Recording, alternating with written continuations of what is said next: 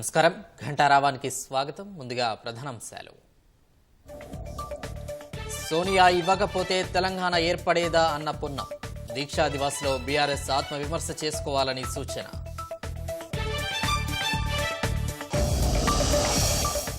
పట్నం నరేందర్ రెడ్డికి హైకోర్టులో ఊరట. లగచెర్ల దాడి ఘటనలో 2 ఎఫ్ఐఆర్లు కొట్టివేత.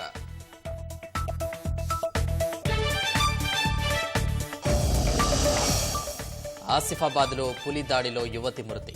న్యాయం చేయాలంటూ అటవీ కార్యాలయంలో బంధువుల ఆందోళన.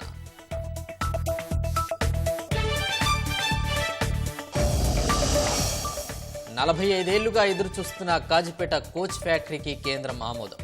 1000 మందికి ఉపాధి అవకాశాలు లభిస్తాయని స్థానికుల హర్షం. పార్లమెంటును కుదిపేస్తున్న అదానీ అంశం చర్చించాలని విపక్షాల డిమాండ్. ఉభయ సభలు వాయిదా.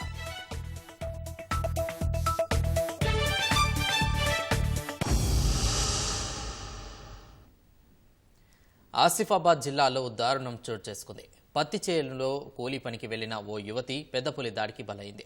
మెడపై దాడి చేయడంతో తీవ్ర గాయాలతో చికిత్స పొందుతూ ఆసుపత్రిలో యువతి మరణించింది. బాధితురాలి కుటుంబానికి న్యాయం చేయాలంటూ, పులి నుంచి తమను కాపాడాలంటూ గ్రామస్తులు కాగజ్ నగర్లో ఆందోళన చేపట్టారు. ఉమ్మడి ఆదిలాబాద్ జిల్లాలో పెద్ద పులులు బెంబేలెత్తిస్తున్నాయి. గతంలో పలు సంఘటనలు చోటు చేసుకోగా తాజాగా ఆసిఫాబాద్ జిల్లాలో కాగజ్ నగర్ మండలం గన్నారం అటవీ ప్రాంతంలో పెద్దపులి ఓ యువతిపై దాడి చేసింది. చేలో పత్తి తీయడానికి వెళ్లిన అదే గ్రామానికి చెందిన మోర లక్ష్మిపై పెద్దపులి దాడి చేసి పట్టుకుని వెళ్లేందుకు యత్నించింది. అక్కడే ఉన్న కూలీలు కేకలు వేయడంతో వదిలేసి అడవిలోకి పెద్దపులి పారిపోయింది.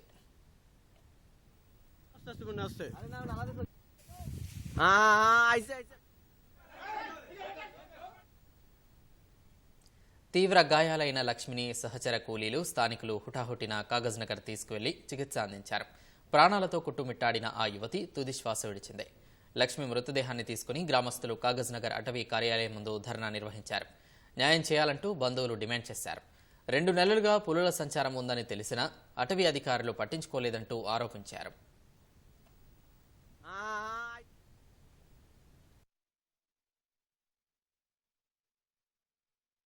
పేరు నంబరు అనుకోడ పరిసరాల ప్రాంతములకు గరీబ్ వాళ్ళు పత్తి తీయడానికి పోయిన అర్ధగంటకే పులి మీద పడి ఒక అమాయకురాలని దాడి చేయడం జరిగింది. దీనికి సంబంధించి ప్రభుత్వం చర్యలు తీసుకోవాలి. ఈ ఫారెస్ట్ డిపార్ట్ కూడా సీరియస్గా తీసుకోవాలని కోరుతున్నాము. గవర్నమెంట్ ఉద్యోగం ఇవ్వాలి, ఎక్స్గ్రేడ్ 50 లక్షల వరకు ఇవ్వాలి. గవర్నమెంట్ ఫారెస్ట్ డిపార్ట్మెంట్ భరించాలి అని కోరుతున్నాం మేము. మహారాష్ట్రలోని తాదోబా, తిప్పేశ్వర్ అటవీ ప్రాంతాల నుంచి ఆదిలాబాద్ జిల్లా అటవీ ప్రాంతాల్లోకి పులులు వస్తుండటంతో ప్రజలు భయాందోళనకు గురవుతున్నారు.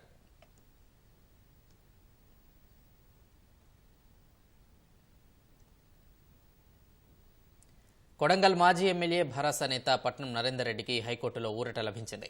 ఆయనపై నమోదైన 3 ఎఫ్ఐఆర్లలో 2ంటిని కొట్టివేసింది. లగచెర్ల దాడి ఘటనలో బోమ్రాస్పేట పోలీసులు 3 ఎఫ్ఐఆర్లు నమోదు చేశారు. ఒకే ఘటనపై వేర్వేరు కేసులు నమోదు చేయడాన్ని నరేందర్ రెడ్డి ఉన్నత న్యాయస్థానంలో సవాల్ చేశారు. దీనిపై కోర్టు తీర్పును రిజర్వ్ చేసి నేడు ఉత్తర్వులు ఇచ్చింది.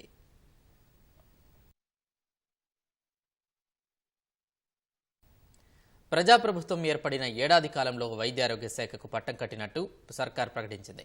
పేదలకు మెరుగైన వైద్యం అందించేందుకు పలు కార్యక్రమాలు చేపట్టామన్న సర్కార్ ప్రభుత్వ ఆసుపత్రుల్లో ఖాళీల భర్తీ సహా పడకల సంఖ్య పెంపు, ఆరోగ్యశ్రీ సేవల పరిధి పెంచినట్లు పేర్కొంది.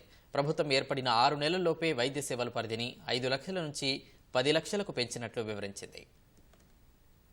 ప్రజాప్రభుత్వం పేదలకు అండగా ఉంటుందని నినదించిన రాష్ట్ర సర్కార్ ఆ దిశగా పలు విజయాలు సాధించినట్లు పేర్కొంది. ప్రభుత్వం ఏర్పడి ఏడాది కావస్తున్న సందర్భంగా వివిధ శాఖల్లో సాధించిన ప్రగతి నివేదికలు విడుదల చేస్తోంది. ఇందులో భాగంగా వైద్యారోగ్య శాఖలో పురోగతికి సంబంధించిన వివరాల్ని ప్రకటించింది. ఆరోగ్యశ్రీ పరిధి పెంపు, ఇన్ఫర్టిలిటీ సేవలు, కొత్త అంబులెన్సులు, డిజిటల్ హెల్త్ కార్డుల జారీకి సంబంధించిన పైలట్ ప్రాజెక్టు, వైద్యారోగ్య శాఖలో ఖాళీల భర్తీ, కొత్త మెడికల్ కాలేజీలు, నర్సింగ్ కాలేజీల ఏర్పాటు వంటి అంశాలకు అధిక ప్రాధాన్యమిచ్చినట్లు స్పష్టం చేసింది. అధికారం చేపట్టిన 48 గంటల్లోనే రాజీవ్ ఆరోగ్యశ్రీ పరిమితిని 2 చేశామని తెలిపింది. ఆరోగ్యశ్రీ కింద అందించే ఉచిత వైద్య సేవల సంఖ్యను 1835కి పెంచడంతో పాటు వ్యయ పరిమితిని 5 లక్షల నుంచి 10 లక్షలకు పెంచినట్లు వెల్లడించింది.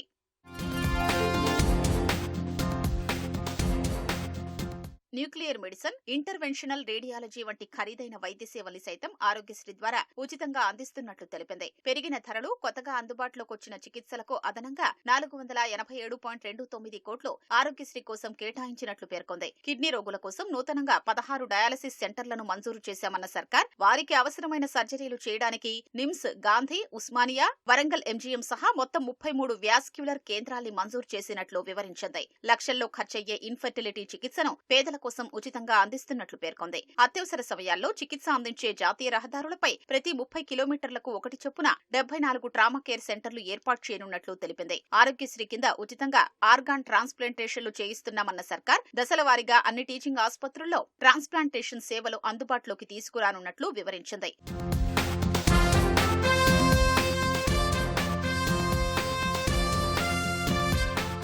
ప్రభుత్వ దవాఖానాల్లో మెరుగైన సేవలందించే లక్ష్యంతో ఆసుపత్రుల్లో ఖాళీలపై ప్రత్యేకంగా దృష్టి పెట్టిన సర్కార్ ఆరోగ్య శాఖలో 7,750 పోస్టుల్ని భర్తీ చేసినట్లు పేర్కొంది. Medical and health services recruitment board ద్వారా మరో 6,494 పోస్టులకు నోటిఫికేషన్ విడుదల చేయగా భర్తీ ప్రక్రియ కొనసాగుతున్నట్లు వివరించింది. మరో 607 అసిస్టెంట్ ప్రొఫెసర్ పోస్టులు, 1,690 సివిల్ అసిస్టెంట్ సర్జన్, 308 ఫార్మసిస్టు పోస్టుల భర్తీకి త్వరలోనే నోటిఫికేషన్లు ఇవ్వనున్నట్లు చెప్పింది. ప్రజాప్రభుత్వం ఏర్పడిన 8 నెలల కాలంలోనే 8 ప్రభుత్వ మెడికల్ కాలేజీల్ని అందుబాటులోకి తెచ్చామన్న సర్కార్ అతి తక్కువ కాలంలో ములుగు, గద్వాల్, నర్సంపేట్, నారాయణపేట్, మెదక్, కుత్బుల్లాపూర్, మహేశ్వరం, యాదాద్రిలో మెడికల్ కాలేజీలు, హాస్పిటళ్లు ఏర్పాటు చేసినట్లు తెలిపింది. ప్రభుత్వం ఏర్పడిన ఏడాది కాలంలోనే 16 నర్సింగ్ కాలేజీలు, 28 పారామెడికల్ కాలేజీలను అందుబాటులోకి తీసుకొచ్చామని వివరించింది. డిజిటల్ హెల్త్ కార్డుల ప్రక్రియకు శ్రీకారం చుట్టడం ద్వారా పేదలకు మరింత మెరుగైన సేవలు అందించే మార్గాన్ని ఏర్పాటు చేసినట్లు ప్రభుత్వం పేర్కొంది.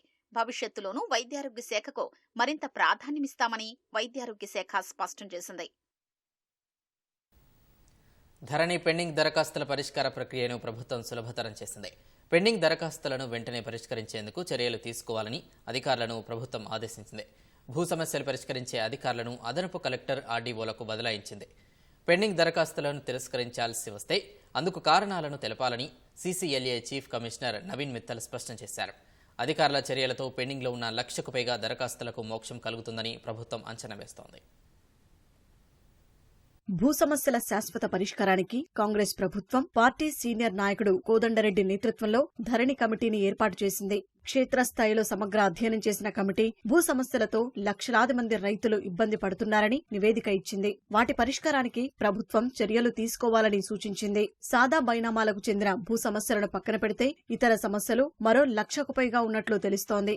ఆ భూ సమస్యల పరిష్కారానికి యుద్ధ ప్రాతిపదికన చర్యలు తీసుకోవాలని తెలంగాణ రెవెన్యూ శాఖ ముఖ్య కార్యదర్శి సీసీఎల్ఏ నవీన్ మిత్తల్ జిల్లా కలెక్టర్లను ఆదేశించారు. అదనపు కలెక్టర్, రెవెన్యూ డివిజన్ అధికారి స్థాయిలో పరిష్కారం కావాల్సిన ధరణి సమస్యల పరిష్కారానికి CCLA chief commissioner Naveen Mittal circular జారీ చేశారు. ధరణి కమిటీ సూచనల మేరకు మార్గదర్శకాలు జారీ చేసినట్లు పేర్కొన్నారు. ఈ ఏడాది ఫిబ్రవరి 28న సీసీఎల్ఏ ఇచ్చిన సర్క్యులర్ కు లోబడి ఈ సమస్యలను పరిష్కరించాలని స్పష్టం చేశారు. మ్యుటేషన్, పట్టాదార పాస్బుక్స్, నాలా కన్వర్షన్, పట్టాదార పాస్ పుస్తకంలో సవరణలు తదితర సమస్యలను అదనపు కలెక్టర్ స్థాయిలో పరిష్కరించాలని ఆదేశించారు. పట్టాదార పాస్ పుస్తకంలో పేరు మార్చేటప్పుడు ఖచ్చితంగా మార్గదర్శకాలు అనుసరించాలన్నారు. పెండింగ్ దరఖాస్తులను తహసీల్దార్ పరిశీలించి ఆర్డీఓకు పంపాల్సి ఉంటుంది. వాటిని సమగ్రంగా పరిశీలించి అదనపు కలెక్టర్కు ఆర్డీఓ అప్లోడ్ చేయాలని ఉత్తర్వుల్లో సూచించారు. తహసీల్దార్, ఆర్డీఓ నుంచి వచ్చిన దరఖాస్తులను అదనపు కలెక్టర్ సంపూర్ణంగా పరిశీలించి ఆమోదం లేదా తిరస్కరించాలని సీసీఎల్ఏ చీఫ్ కమిషనర్ స్పష్టం చేశారు. దరఖాస్తు తిరస్కరిస్తే అందుకు కారణాలు చెప్పాలని నిర్దేశించారు. నాలా, డిజిటల్ సైన్ తదితర సమస్యలని ఆర్డీఓ స్థాయిలో పరిష్కరించాలని సీసీఎల్ఏ చీఫ్ కమిషనర్ ఆదేశించారు. ధరణి పెండింగ్ సమస్యల పరిష్కారానికి అధిక ప్రాధాన్యత ఇవ్వాలని అధికారులకు సూచించారు. ధరణికి చెందిన దరఖాస్తులను తహసీల్దార్ వారం రోజుల్లో, ఆర్డీఓ 3 రోజుల్లో, అదనపు కలెక్టర్ అయితే 3 రోజుల్లో, కలెక్టర్ వారం రోజుల్లో పరిష్కరించాలని గడువు విధించారు. ఓరుగల్లు ప్రజల చిరకాల వాంఛ నెరవేరే రోజు వచ్చింది. 45 ఏళ్లుగా ఎదురుచూస్తున్న కాజీపేట కోచ్ ఫ్యాక్టరీ ఏర్పాటు దిశగా కేంద్రం ముందడుగు వేసింది. కాజీపేటలో నిర్మిస్తున్న వ్యాగన్ తయారీ కేంద్రాన్ని అప్గ్రేడ్ చేసి రైల్వే కోచ్ తయారీ యూనిట్ నెలకొల్పేందుకు నిర్ణయించింది. కోచ్ ఫ్యాక్టరీ ఏర్పాటుపై స్థానికుల నుంచి సర్వత్రా హర్షాతిరేకాలు వ్యక్తమవుతున్నాయి. వేల మందికి ఉపాధి అవకాశాలు రావడంతో పాటు కాజీపేట, వరంగల్ ప్రాంతాలు గణనీయంగా అభివృద్ధి చెందనున్నాయి. వరంగల్ వాసుల కలలు నెరవేరుతూ వరుస తీపి కబుర్లు అందుతున్నాయి. ప్రజా విజయోత్సవాల్లో భాగంగా మామునూరు విమానాశ్రయ ఏర్పాటులో రాష్ట్ర ప్రభుత్వం కీలక నిర్ణయం తీసుకుంది. 253 ఎకరాల భూసేకరణకు 205 కోట్లు విడుదల చేయడంతో విమానాశ్రయం నిర్మాణంలో కీలక అడుగుపడింది. వరంగల్ వాసుల విమానయాన చిరకాల కల నెరవేరుతున్న సమయంలోనే దశాబ్దాల నాటి మరో స్వప్నమైన కాజీపేట కోచ్ ఫ్యాక్టరీ నిర్మాణంలోనూ ముందడుగు పడింది. కాజీపేటలో ఏర్పాటు చేస్తున్న wagon periodical over hauling workshop ను అప్గ్రేడ్ చేస్తూ ఎల్హెచ్బి ఈఎంయూ కోచ్లను తయారు చేసే యూనిట్ గా అభివృద్ధి చేయాలని కేంద్రం నిర్ణయించింది. కాజీపేటకు మంజూరైన wagon periodical over hauling workshop ను రైల్వే మ్యానుఫ్యాక్చరింగ్ యూనిట్ గా అభివృద్ధి చేసేందుకు చర్యలు తీసుకోవాల్సిందిగా దక్షిణ మధ్య రైల్వే వికాస్ లిమిటెడ్ ను రైల్వే బోర్డు ఆదేశించింది. దీంతో కాజీపేటలో కోచ్ ఫ్యాక్టరీ ఏర్పాటు ఖాయమైందన్నది స్పష్టమైంది.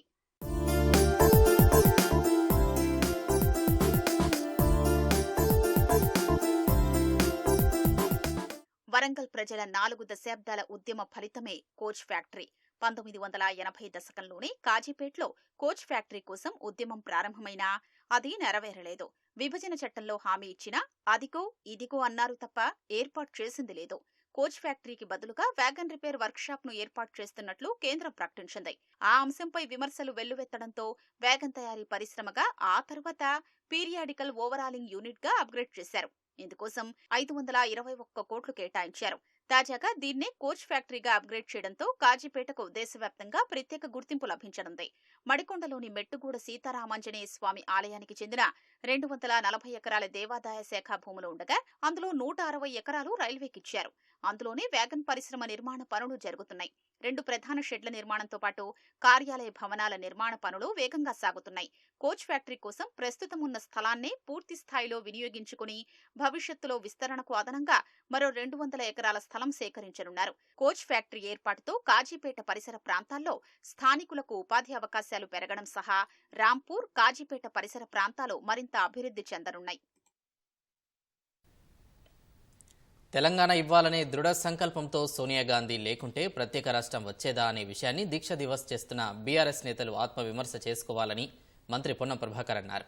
హన్మకొండ జిల్లా భీమదేవరపల్లి మండలం కొత్తకొండ శ్రీ వీరభద్రస్వామిని దర్శించుకుని పూజలు నిర్వహించారు. గుట్టపైకి మెట్లదారి నిర్మాణానికి శంకుస్థాపన చేశారు. రాష్ట్రంలోని వసతి గృహాల్లో ఆహారం కలుషితం కాకుండా చూసేందుకు ఫుడ్ సేఫ్టీ కమిటీ వేశామని తెలిపారు. ప్రత్యేక రాష్ట్రం కల సాకారం చేసిన సోనియా గాంధీ పట్ల రాష్ట్రంలోని అన్ని రాజకీయ పార్టీలు కృతజ్ఞతతో ఉండాలన్నారు. తెలంగాణ ఏర్పాటును కించపరుస్తూ ప్రధాని మోదీ వ్యాఖ్యలను రాష్ట్ర బీజేపీ నేతలు ఎందుకు ఖండించడం లేదని ప్రశ్నించారు. ఇలా దీక్షా దివస్ పేరు మీద టీఆర్ఎస్ పార్టీ చేస్తా ఉన్నది. సంతోషం. దీక్షా దివస్ మీకు తెలుసు. దీక్షా దివస్ లో నిరాహార దీక్ష వినియోగింపు చేస్తే ఆ గాడిని విద్యార్థులు, ఉస్మానియా విద్యార్థులు ఎత్తుకున్నారు. మళ్ళీ మేము తెలంగాణ ఎంపీలుగా తెలంగాణ సాధనలో ఏ పాత్ర పోషించినామో, తెలంగాణ ఇవ్వాలనే దృఢ సంకల్పంతో ఒకవేళ సోనియా గాంధీ గారు లేకుండా ఉంటే తెలంగాణ రాష్ట్రం ఏర్పడేదా ఒకసారి ఆలోచన చేసుకోవాలి. అటువంటి సోనియా గాంధీ గారి పట్ల కృతజ్ఞులుగా కాకుండా కృతజ్ఞతలుగా ఉండేటువంటి ప్రయత్నం చేయండి అన్ని రాజకీయ పార్టీలు. భారతీయ జనతా పార్టీ నాయకత్వం కూడా మరొకసారి జవాబు చెప్పాల్సిన అవసరం ఉన్నది. తల్లిని చంపి బిడ్డనెత్తుకపోయారని, తెలంగాణ దేశ విద్రోహులుగా వ్యవహరించారని, తలుపుడే తెచ్చుకున్నారని మాట్లాడుతుంటే చీము నెత్తురు తెలంగాణ రక్తమున ఏ బీజేపీ నాయకుడు ఎందుకు మాట్లాడతలేరని అడుగుతా ఉన్నాం. ఇవాళ తెలంగాణకు బడ్జెట్ నిధులు ఇవ్వకపోతే కేంద్రం తరఫున ఎందుకు అడగలేకపోతా ఉన్నారు? మన ప్రధానమంత్రితో సమావేశమైన ఎంపీలు మీకు బాధ్యత లేదా అని అడుగుతా ఉన్నాం. మహారాష్ట్రలో కొత్త ప్రభుత్వం ఏర్పాటుకు సంబంధించి బీజేపీ అగ్రనేతలు జేపీ నడ్డా, అమిత్ షాతో జరిగిన చర్చలు సానుకూలంగా సాగినట్లు ఆపద్ధర్మ సీఎం ఏక్నాథ్ సిందే తెలిపారు. మహారాష్ట్రకు బయలుదేరే ముందు ఢిల్లీలో మీడియాతో మాట్లాడిన ఆయన 1-2 రోజుల్లో ముంబైలో జరిగే మహాయుతి భేటీలో సీఎంపై నిర్ణయం తీసుకోనున్నట్లు చెప్పారు. కొత్త ప్రభుత్వం ఏర్పాటు అంశంపై ఉప ముఖ్యమంత్రులు దేవేంద్ర ఫడ్నవీస్, అజిత్ పవార్తో కలిసి గురువారం రాత్రి జేపీ నడ్డా, అమిత్ షాతో సిందే చర్చలు జరిపారు. మహారాష్ట్ర సీఎంపై 1-2 రోజుల్లో నిర్ణయం తీసుకోనున్నట్లు చెప్పారు. చర్చలు ఇంకా కొనసాగుతాయని తెలిపారు. సీఎంపై తుది నిర్ణయం తీసుకున్నాక మీడియాకు తెలియజేస్తామని చెప్పారు. మహారాష్ట్రలో కొత్త ప్రభుత్వం ఏర్పాటుకు తాను అడ్డంకి కాదని పునరుద్ఘాటించిన సిందే ప్రధాని మోదీ, అమిత్ షా నిర్ణయానికి కట్టుబడి ఉండనున్నట్లు తెలిపారు. మహారాష్ట్ర ప్రజలు ప్రేమతో ఇచ్చిన అన్న అనే హోదానే తనకు అన్నింటికంటే ఎక్కువని సిందే తెలిపారు. త్వరలో రెండోసారి అమెరికా అధ్యక్ష పగ్గాలు చేపట్టనున్న డొనాల్డ్ ట్రంప్ భద్రతపై రష్యా అధినేత పుతిన్ కీలక వ్యాఖ్యలు చేశారు. ఇటీవల ఆయనపై జరిగిన హత్యాయత్నాలు తీవ్ర దిగ్భ్రాంతి కలిగించాయని, ట్రంప్ ప్రాణాలకు రక్షణ లేదన్నారు. కజకిస్తాన్లో జరిగిన ఓ సదస్సులో పాల్గొన్న పుతిన్ మీడియాతో ఈ వ్యాఖ్యలు చేశారు. అమెరికా ఎన్నికల ప్రచారంలో జరిగిన ఘటనలను గుర్తు చేసిన పుతిన్ ఈసారి అమెరికా చరిత్రలోనే దురదృష్టకర ఘటనలు జరిగాయని అన్నారు. ఎన్నికల్లో కొందరు అణగారిన పద్ధతులు అనుసరించారని విమర్శించారు. ట్రంప్పై ఒకటి కంటే ఎక్కువ సార్లు దాడులు జరగడం ఆందోళన కలిగించే అంశమన్నారు. తన అంచనా ప్రకారం ఇప్పుడు ట్రంప్ ఏమాత్రం సురక్షితంగా లేరని పుతిన్ ఆందోళన వ్యక్తం చేశారు. అయితే ఆయన తెలివైన వ్యక్తి అని, ముప్పును అర్థం చేసుకుని జాగ్రత్తగా ఉంటారని నమ్ముతున్నట్లు పుతిన్ తెలిపారు. బైడెన్ ఇటీవల దీర్ఘశ్రేణి క్షిపణులను ప్రయోగించేందుకు ఉక్రెయిన్కు అనుమతి ఇవ్వడంపై రష్యా అధ్యక్షుడు తీవ్రంగా స్పందించారు. ఇలాంటి చర్యలు ఉద్రిక్తతలను మరింత పెంచుతాయని మండిపడ్డారు. ట్రంప్ అధికారంలోకి వచ్చాక దీనికి పరిష్కారం కనుగొంటారని ఆశిస్తున్నట్లు తెలిపారు. చర్చలకు మాస్కో సిద్ధంగా ఉందని పుతిన్ స్పష్టం చేశారు. ఇస్కాన్కు చెందిన చిన్మయ్ కృష్ణదాస్ అరెస్టును బంగ్లాదేశ్ మాజీ ప్రధాని షేక్ హసీనా ఖండించారు. వెంటనే అతన్ని విడుదల చేయాలని డిమాండ్ చేశారు. అదేవిధంగా చిట్టగాంగ్లో జరిగిన న్యాయవాది హత్యను తప్పుపట్టారు. మంగళవారం దేశద్రోహం కింద అరెస్టైన కృష్ణదాస్కు కోర్టు బెయిల్ నిరాకరించడంతో భద్రతా బలగాలు, కృష్ణదాస్ అనుచరుల మధ్య హింస చెలరేగింది. ఆ ఘటనలో పబ్లిక్ ప్రాసిక్యూటర్ సైఫుల్ ఇస్లాం ప్రాణాలు కోల్పోయినట్లు పోలీసులు తెలిపారు. న్యాయవాది మరణపై షేక్ హసీనా తీవ్ర విచారం వ్యక్తం చేశారు. ఈ ఘటనపై న్యాయ విచారణ చేపట్టాలని, నిందితులను త్వరగా గుర్తించి శిక్షించాలని డిమాండ్ చేశారు. మహమ్మద్ యూనస్ నేతృత్వంలోని మధ్యంతర ప్రభుత్వం రాజ్యాంగ విరుద్ధంగా అధికారాన్ని చేపట్టినట్లు ఆరోపించారు. మానవ హక్కులను పరిరక్షించడంలో బంగ్లా ప్రభుత్వం విఫలమైనట్లు విమర్శించారు. వృత్తిపరమైన విధులు నిర్వర్తించేందుకు వెళ్లిన న్యాయవాదిని కొట్టి చంపడం తీవ్రవాద చర్యగా హసీనా అభివర్ణించారు. రష్యాలోని కాకసస్ రీజియన్స్లో భారీగా కురుస్తున్న మంచు రహదారులను కప్పేసింది. ట్రాఫిక్కు తీవ్ర అంతరాయం ఏర్పడింది. స్థానిక అధికారులు వ్లాదికౌ కాజ్ వెర్కిలార్స్ మధ్య రెండు వైపులా రహదారిని మూసివేశారు. ఇది రష్యా నుంచి జార్జియాకు వెళ్లే ప్రధాన రహదారని అధికారులు చెప్పారు. దీనినే జార్జియన్ మిలిటరీ రోడ్ అని పిలుస్తారు. మంచు విపరీతంగా పడడంతో 700కు పైగా వాహనాలు రహదారిపైనే ఉండిపోయాయి. 2 రోజులుగా ఆహారం లేకుండా అక్కడే పడిగాపులు కాస్తున్న వాహనదారులకు అధికారులు అన్ని ఏర్పాట్లను చేస్తున్నారు. అనేక ప్రాంతాల్లో భారీగా హిమపాతం నమోదవుతుందని వాతావరణ శాఖ హెచ్చరికలు జారీ చేసింది. సహాయ సిబ్బంది రంగంలోకి దిగి రోడ్లపై పడి ఉన్న మంచును తొలగిస్తున్నారు.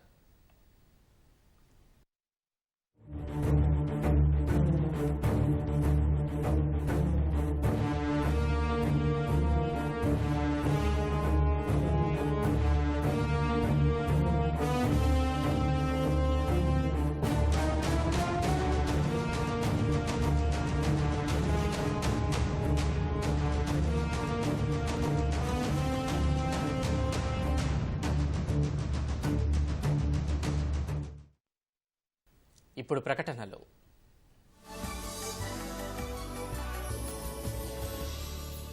ఫర్నిచర్ షైన్ ని పెంచండి.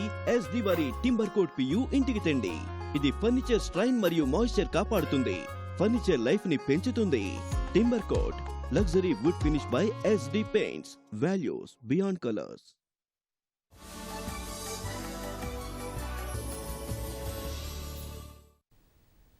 సిఎల్పి కార్యాలయంలో కుంభం అనిల్ కుమార్ మీడియాతో మాట్లాడుతున్నారు. ప్రత్యక్ష ప్రసారం ద్వారా చూద్దాం.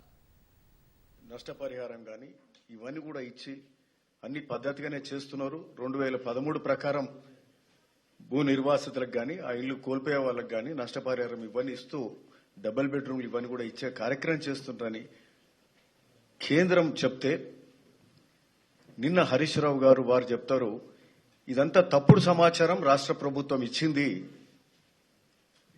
అని మరొక్కసారి దాన్ని రాజకీయం చేసే కార్యక్రమం చేస్తుంటారు. ఈరోజు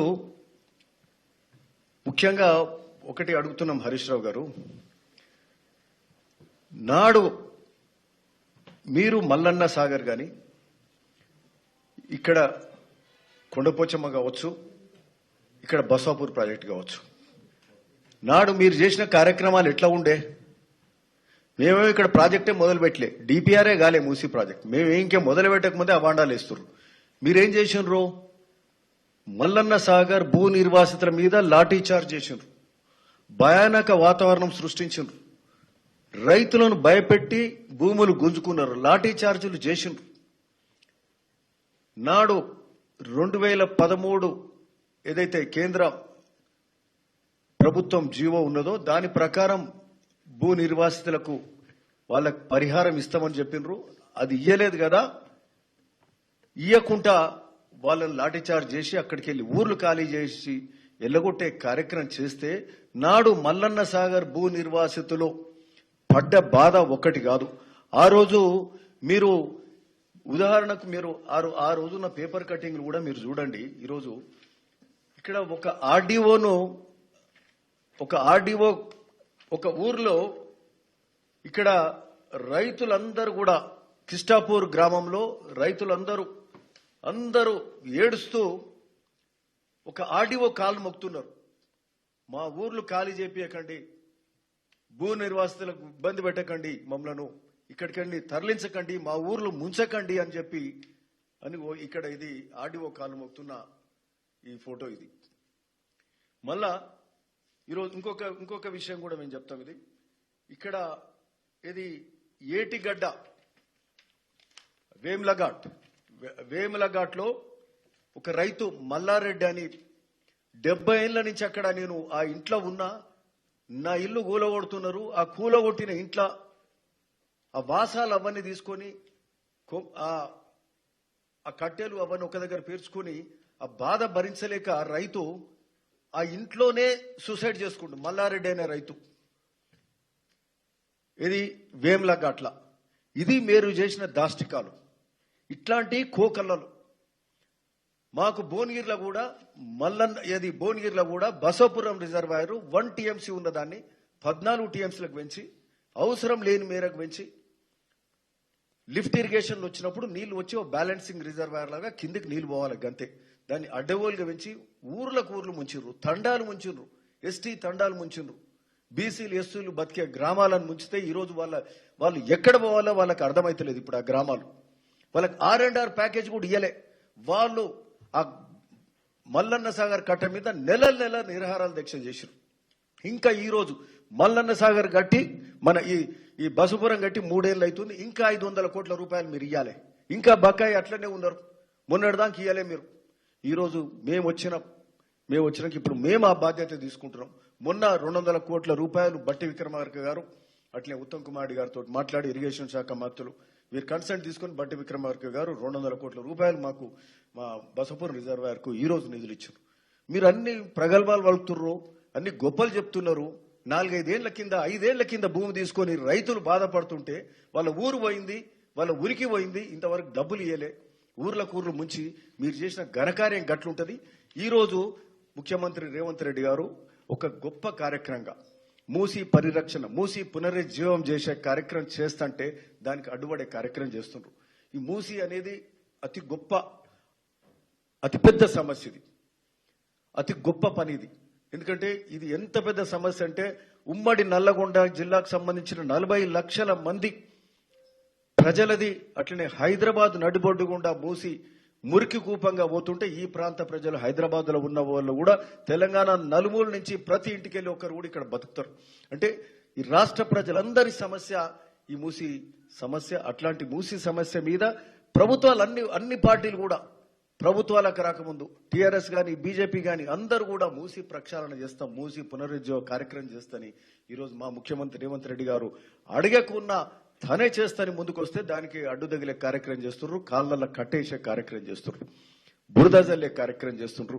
మరి ఈరోజు మొన్న ఢిల్లీలో మరి కేంద్ర ప్రభుత్వం వీళ్ళు కేఆర్ సురేష్ రెడ్డి అడిగిన మాటకు జవాబు ఇస్తుంటే ఇదన్నీ కూడా రాష్ట్ర ప్రభుత్వం అన్ని తప్పుడు సమాచారం ఇచ్చిందని చెప్తా ఉన్నారు.